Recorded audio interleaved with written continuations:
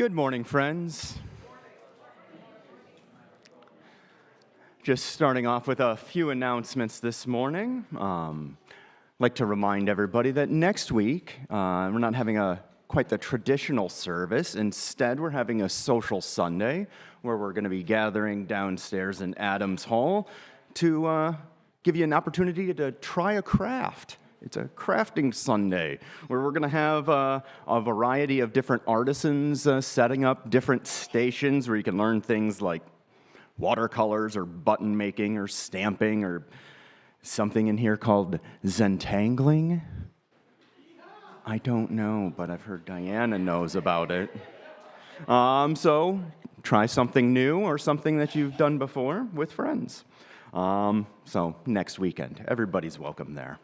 Other things going on throughout the week, just reminders, opportunities to get together. The men's lunch is on Tuesday in the Marge Brown room here.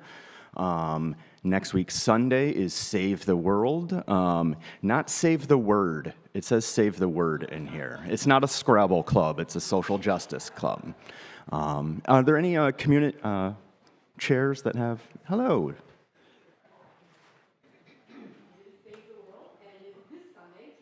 Oh. You can, yep. I just stopped on my way to church and got 2,150 whistles from one of our supporters. So please come help us make whistle kits. And we're also talking about, we used to do a lot of like book club kind of stuff, read a book or an article and talk about it. And I'm thinking we could be doing that while we're doing whistle kits as well. So come and talk about what you want to talk about. Thanks. Perfect. Any other announcements? All right. I'd like to remind everybody to silence their digital devices, and we move into a quiet moment together.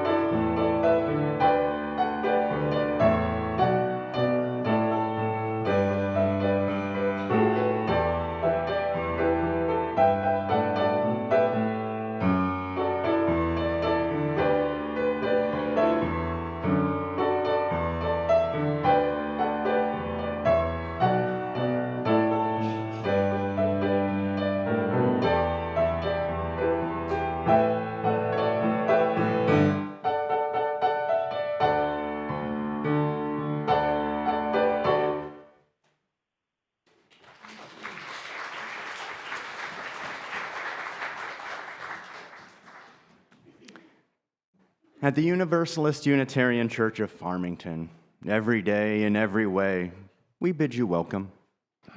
In this community of radical inclusion, we make space for what you believe, who you are, what you love, and who you love. Your whole self is welcome here. My name is Nathan Whitehead. It's my pleasure to be your service leader today.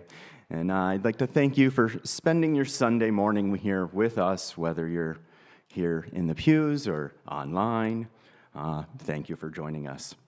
I'd also like to extend a special welcome to any visitors who are here today. Hello. And today is also a very special day because we're welcoming our new minister, Reverend Eric.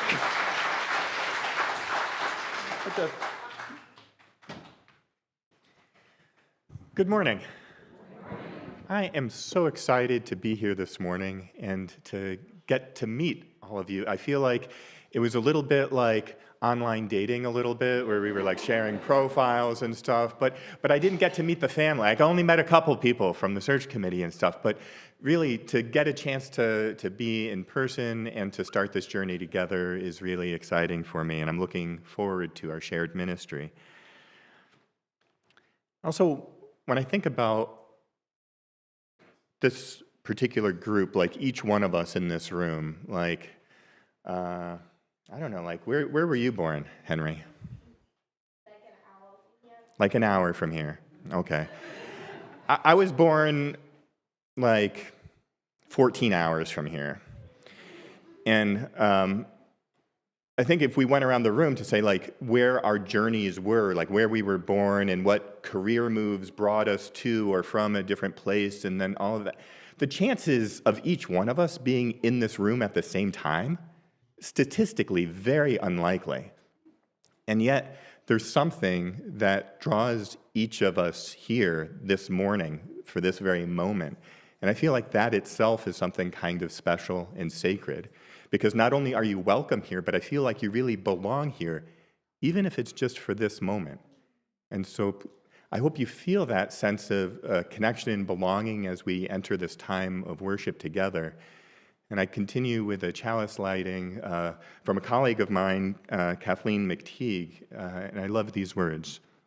She writes, "We come together this morning to remind one another to rest for a moment on the forming edge of our lives, to resist the headlong tumble into the next moment until we claim for ourselves awareness and gratitude, taking the time to look into each other's faces and to see there a kind of communion, the reflection of our own eyes. This hour and this house of laughter and silence, of memory and hope, is hallowed by our presence together."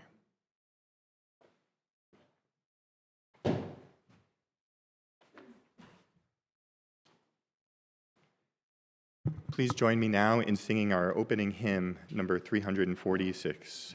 Come sing a song with me.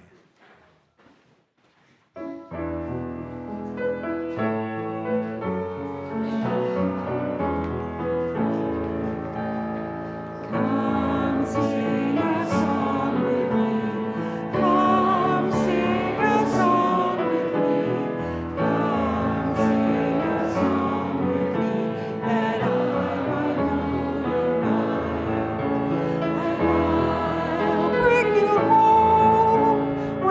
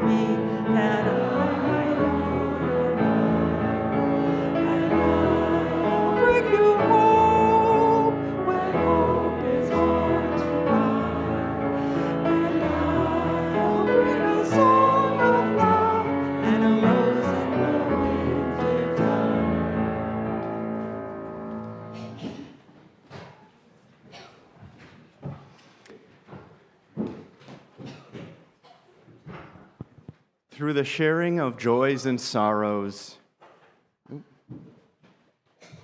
Oh, yes, yes.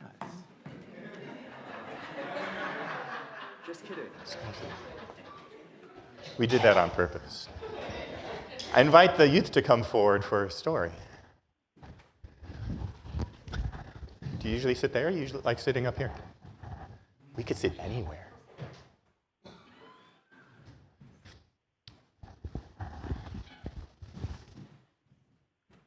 Thank you so much for wearing name tags. That's really helpful. And I forgot to wear mine. My name's Eric, or Reverend Eric, or anything like that.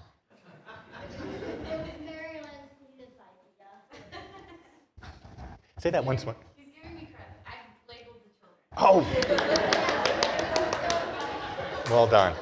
It's very welcoming. First of all, do you have any questions for me? Because I'm kind of new here, and you probably know a lot more than I do. Do you have any questions for me? Where did I get this? This was, some people call it a stole, and it's part of the preaching tradition of Unitarian Universalism, and it was given to me when I was ordained many years ago at a church in Fitchburg, Massachusetts. So this was the first stole. I have a variety of them. I have some very colorful ones, and this is the one I wear most often. Oh, I'm glad you like it. Looks like flowers. I like the pattern too. Any other questions? Yeah. What's in the box? That's a great question. I'm not quite sure. Can you think of any ways we might be able to find out? Shake the box. Shake it? I don't know. Would somebody like to volunteer to help figure that out? All right. Micah? Yeah. So one thing I noticed about this box is it has a switch on it. I wonder what that does. Does it open it? I don't know. It opens half of it? It's a motorized box. So for those of you who, in the back who might not be able to see this box has a switch. And if you press the switch, a little finger comes out and just turns itself off. It presses the switch the other way and then goes back and hides inside the box. You know, some people call this a useless box or a useless machine. And I think it's fascinating because there's sometimes we run into something in life that feels like, but I just did my homework, and you have to do homework again. Or things that you thought were done, but it just undoes itself. I thought I learned that life lesson. Oh, I did it again. You know, and so it can feel very frustrating. And one could even think, whose idea was it even to have these things and want to yeah, here, anybody else want to press it? Yeah. Yeah, it's surprisingly satisfying. It's a very silly. It's very silly. Yeah. It just turned itself off. I know, right? I don't know. I've never opened that. Yeah.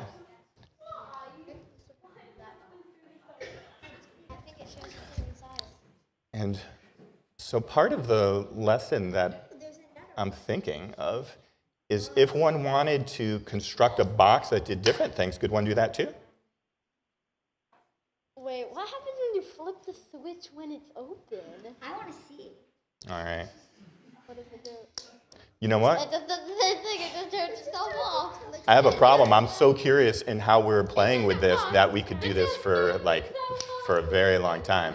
I'm going to wrap this up for right now and just invite us to think that this is something that might be frustrating, but what I saw was a lot of curiosity and engagement of like, oh my gosh. You know, I also like to think of this was somebody's intentional work to build this out of wood and to make a mechanism, that there was a lot of creativity and planning and designing that went into making this. And so for the same object, it could be both a sense of frustration, but also of curiosity and wonder and like, oh, so what do we do with this? And in many ways, we can find things in our own lives that function like this, that could either be frustrating or could be lots of curiosity and engagement to see what do we do with this thing that we've encountered now. And so that's our lesson for this morning. It's so nice meeting you. I'm looking forward to getting to know you better as the year goes on. And at this point, those of you who'd like to stay in service are welcome to stay. And those of you who'd like to go downstairs for a lesson, you're welcome to leave at this point. We're making Ari. we're making maps of the welcome project for you. Oh, right. Oh, wonderful. Making maps. That sounds fun. Of like the road and stuff or something. So cool.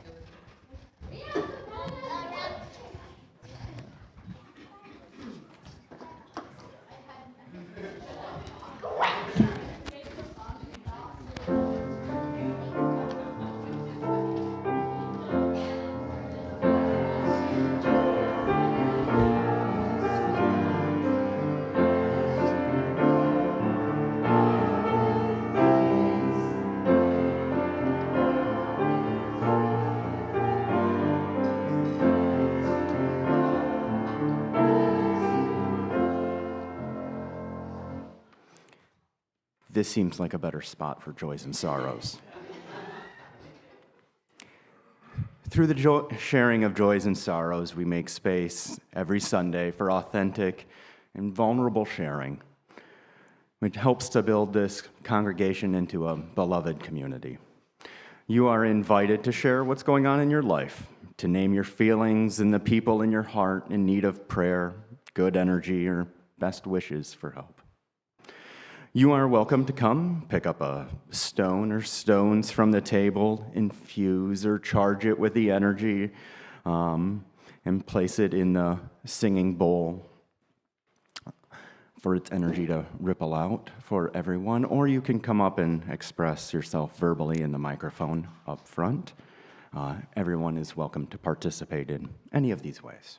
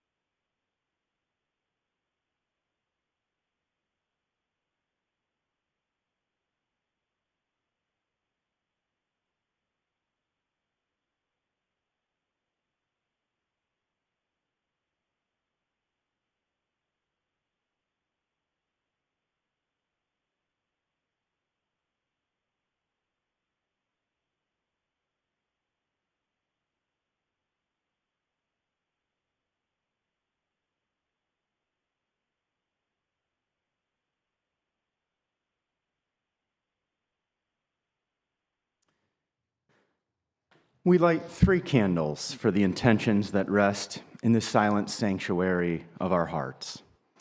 One for the joys, one for the sorrows, and one for the strength of the gathered community that can support you and bring you peace.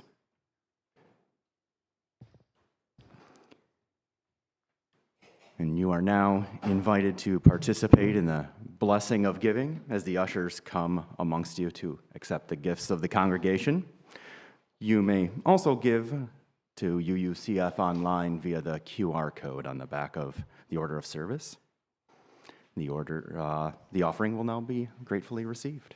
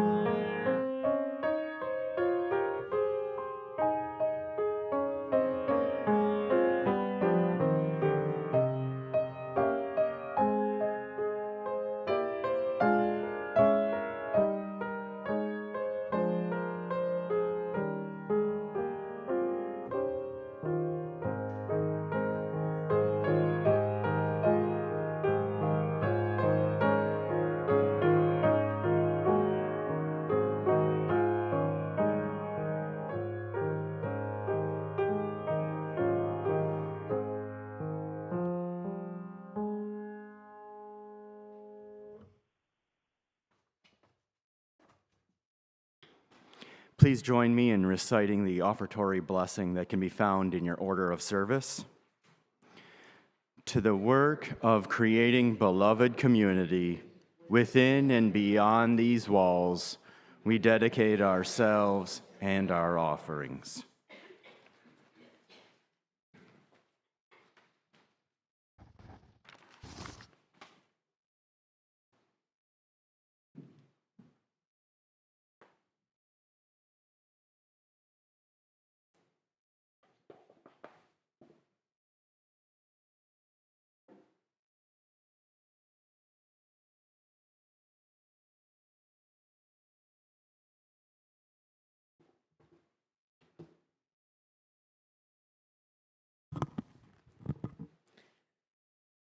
So, hi, my name is Eric.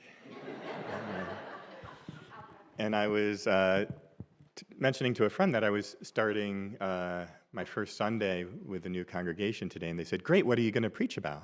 And I said, well, what I'm really curious about is how people get to know each other at all. And what would be most helpful for just meeting somebody? What do you want to know about them? What builds connection and trust and things like that? And then I started thinking, how about I do a research project on how people actually do that, because I'm very bad at small talk.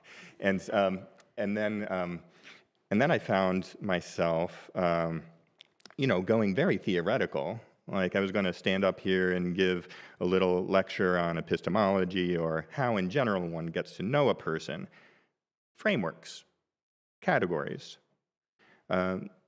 Maybe some of the research of people like William Ikes, whose research shows how little we get it right. When they do studies of when you think you know another person, or they give a look and you're like, oh, I know what they're thinking. The statistics are very bad. It's less than 50-50, some people as low as 5%. And interestingly enough, married couples after many years, one would think those numbers go up, they go down. Research is fascinating that way.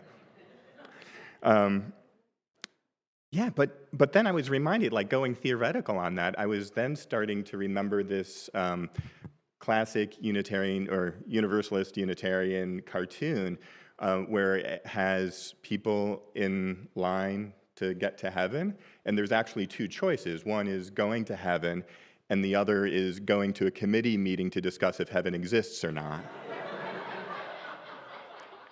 And the one line was longer than the other.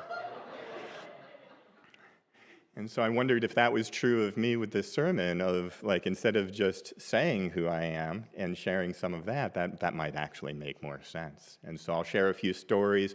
I also invited some questions, so like towards the end, I'll pull a few of the index cards out of the box if we have time and go from there. But I'll start by sharing a little bit of my background. I'm a New Englander at heart. Like I grew up on the East Coast in a Lutheran family where there were marshmallows in the Jell-O and Garrison Keillor on the radio and Martin Luther in the pulpit. My family was very involved with the church. Like they sang in the choir. We hosted the church picnics in our backyard, and I'm old enough that back in those days, lobsters were not as expensive as they are now. So you could get, like, we'd fill up the back of the station wagon with lobsters and just steam them up for picnics. And it was glorious, although the smell of that car afterwards was not. And then a strange thing happened when I was about 13. My whole family liked music, and so my parents thought, hey, how about a summer music camp for me and my sister? I thought, sure, that sounds like a lot of fun. So we went for a 2-week music camp. It was delightful. We learned a musical in the first week, like rehearsals 3 times a day, and then going on tour on a tour bus for the second week. But what my parents did not know was that it was not only a music camp, but it was a fundamentalist born-again music camp. And so they sent away 2 good Lutherans, and they got back 2 born-again middle schoolers. Or I was in middle school. She was a couple years older. And that was a big shock to all of us, a lot to navigate, because I was struggling with some of the Lutheran doctrines and feeling like the evangelism part of the born-again experience was ringing true to me. And I started thinking, hey, if this is my true calling in life, I should start deciding, do I want to be a missionary or a pastor? And my youth pastor at the time said, well, either way, you have a few years to go. You're going to have to do seminary, and they're going to ask you to write a systematic theology and learn Greek. So I got a book on, like, teach yourself Koine Greek, and I started writing my systematic theology. Now, as you might recall from when you were writing your systematic theologies at age 15.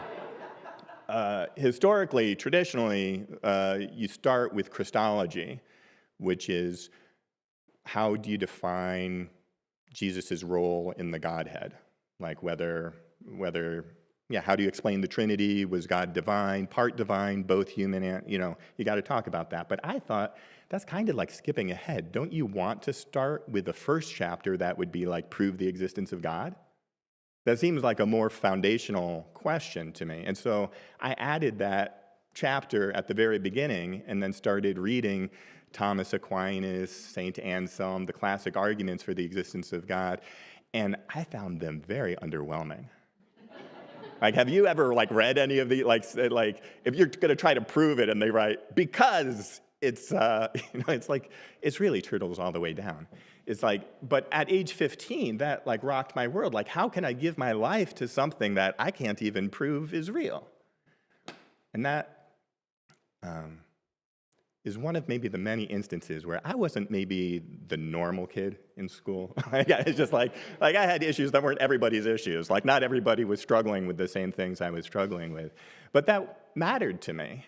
And I cared deeply about authenticity and also having a sense of understanding of I loved the mystery of the music in church, and it was drawing me towards something transcendent that I was trying to understand, and yet trying to capture that in a clear syllogism or logical proof.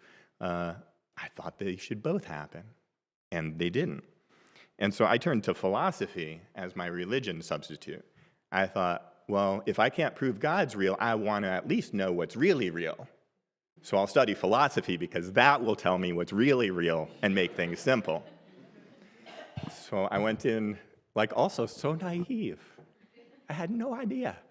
And so I ended up writing my philosophy paper on ancient skepticism, or Pyrrhonism, which is a form of skepticism about 200 AD, which was, I think, most of what postmodernism does in terms of undermining our sense of security in the world and truth with a capital T. It did that much earlier and in Greek, but basically, I went through the same disillusionment process with philosophy that I had gone through with religion. And so I did what many of my friends in philosophy classes were doing, and that is saying, okay, now I'm going to graduate. And you may have heard this too, what does the philosophy major say to the math major? And would you like fries with that? And so many of us were struggling with the idea, okay, great, we have philosophy degrees, what are we going to do now? And so I went into corporate America and thought, well, other people get jobs and work for a living, maybe I'll do that. And so I went into computer programming for a few years, and then into project management. I was a manager of ironically, a student loan company.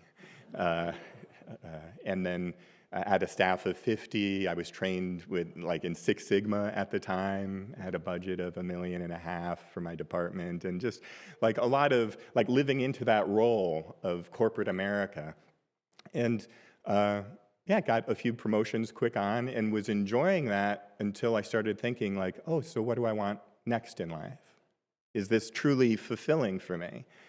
And at the time, I was dating a girl who lived in Burlington, Vermont. And on the weekends up there, I went to church with her.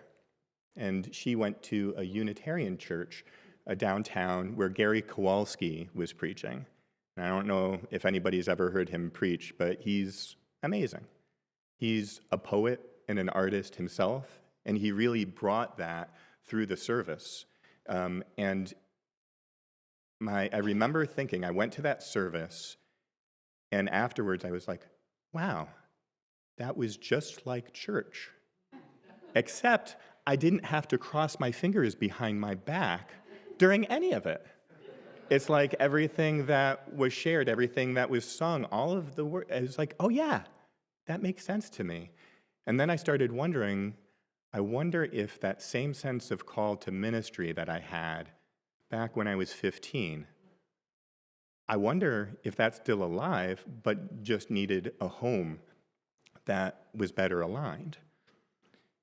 And so I started exploring that move, and went to Harvard Divinity School. I thought it's strongly rooted in the Unitarian tradition. It was a wonderful experience, and from there, I've been in ministry ever since. I served my internship at King's Chapel, which is a very Episcopalian church. Their book of prayer is older than the ones that the Anglican Church uses, because they haven't made the revisions that the others have.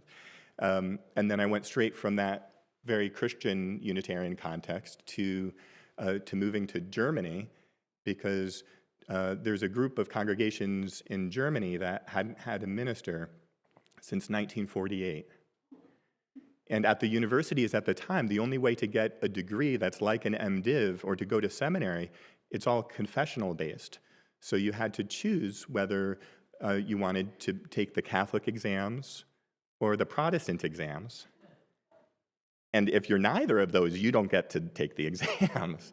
So they called up the UUA and asked, hey, do you know anybody who speaks German who might be interested in serving over here?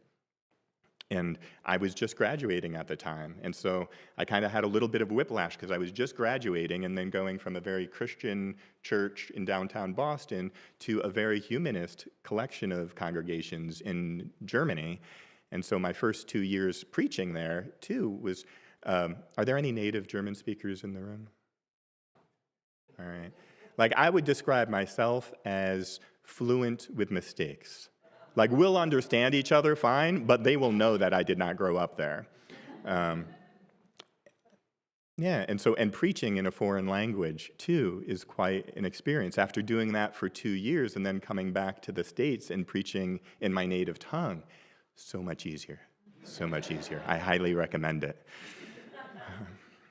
And part of my story, too, is, family and what, like, I fell in love, we had children, I served in a few different congregations as we took some more steps in life.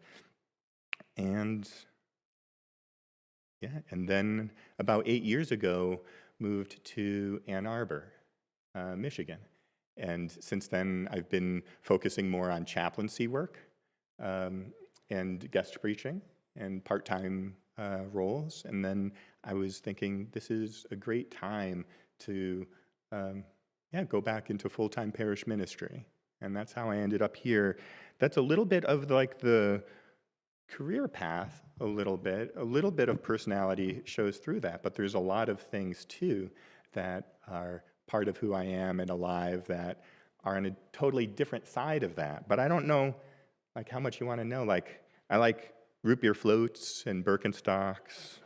I like nature and cinema and great books and playing with my kids and I love the community seems at risk in the world today in a way that part of my heart's desire is to really foster communities like this church to be a part of each other's lives in really deep ways that's culturally non-normative. I think in the world at large, we're disconnected from place and people in different ways. And there'll be a lot more for us to process in terms of, how does technology both enhance and challenge our forms of connection?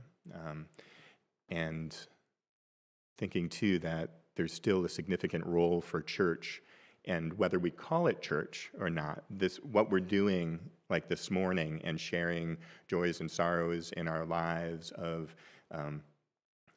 meeting new people and playing together, learning together, and exploring the deepest values in our life. Like, that's really important work, and I honor that and want to foster that.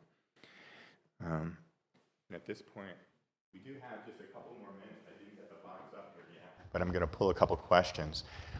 Does anybody have any question they want to ask me while I'm walking? Okay, we got one right here. Do you use or know the Enneagram? Yes, I speak Enneagram. Do you want to try typing me? Not Okay. I'm a 5 with a 4 wing, which is like the 5 is like the intellectual, kind of like systems a lot, but the 4 is the really creative spirit and willing to go with the flow kind of thing. You're a 6 with a 5, okay, and the 6 is the loyalist, right? And, okay, nice.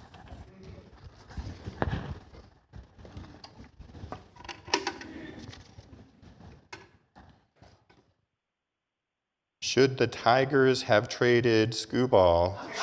Should anyone care? P.S. Welcome. I love it.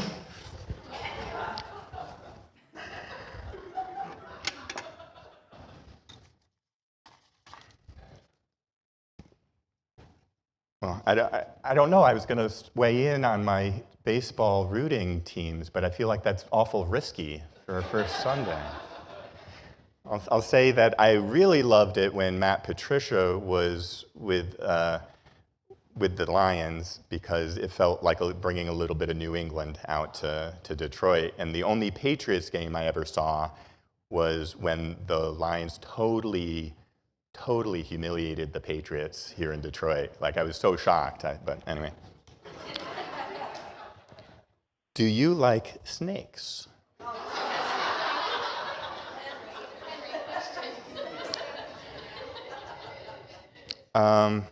Snake stories I have. So my sister teaches music at international schools, and when we were visiting in Beijing, one of the street foods you could get were snakes. And I didn't try them. So I don't know if I like snakes in that way. But I do have fond memories of when I was a kid. I loved animals. I had lots of pets. At one point, I had over 40 animals living in my bedroom. And one of the things me and a couple of my friends would do is we'd go out to the marsh and catch snakes. And we'd catch them, put them in a bucket, and then we would take them to the local pet store and sell them on consignment. And it was through things like that and like breeding gerbils and ferrets and stuff, and then taking the pets back to the pet store. My parents they had a plan. They knew that I liked pets and animals, so they said, how about you get a job at the pet store to get that energy out? Not realizing that the pet store gave me a discount on the pets I wanted to bring home, so it kind of backfired on them. But I do like snakes, but I really want to know what kind it is before I try handling it.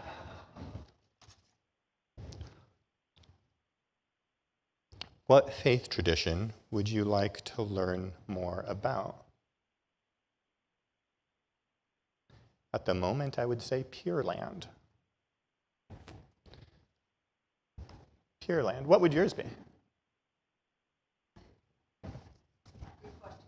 All right.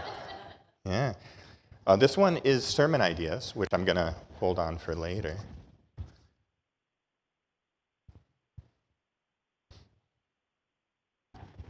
Also comment. Why do you want to be a minister? Did I answer that one enough in the first part? Okay. Hey, empty box. We got through the whole thing. We're doing good on time. So just in closing, I want to say what an honor it is to be with you all and on this journey together. I'm looking forward to our conversations and learning, the different parts of ourselves and how we live out some of our deepest values together, because what we do here is really special and sacred. And in this spirit, I invite you to lift up your voices high and join me in singing our closing hymn today, which is Song of Community.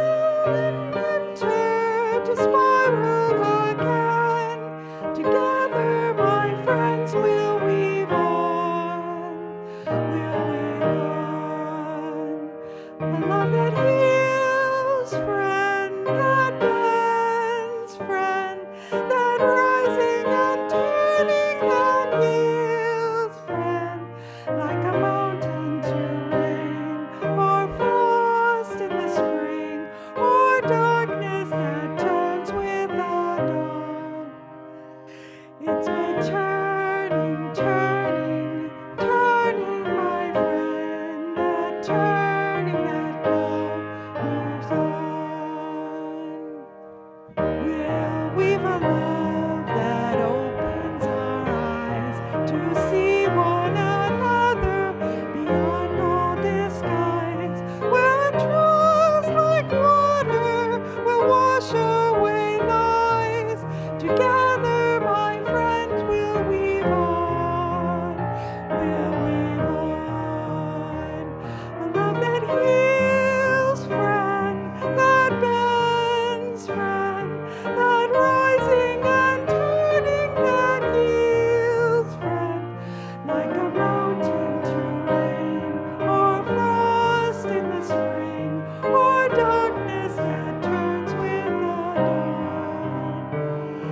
It's my turning, turning, turning, my friend, my turning that love moves on. We'll weave a love that roots growing deep and stop pushing branches to wake from their sleep. Their leaves forever with morning's full sweep. Together, my friend, we'll weave on. We'll weave on. A love that heals, friend, that bends, friend, that rising and turning, then heals, friend, like a darkness or frost in the spring, or darkness that turns with the dawn. It's my turning, turning, turning, my friend, my turning that love moves on.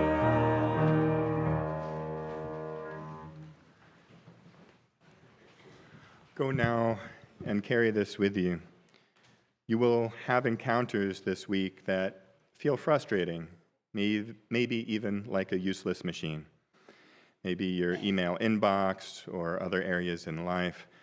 Some of them may frustrate you, but you have permission to tell a kinder story instead and to bring a sense of curiosity about that and to see things with wide eyes. Go gently with people who are still strangers to you, remembering that a stranger is only a neighbor whose story you haven't heard yet. And go knowing that the knowing itself is not finished, not of this church, not of each other, not of me. We're only just beginning. And that's not a small thing. It's a big part of our work. And so may we go with curiosity, and may the bigger grace of the divine and our deepest values go with us along the way. Amen.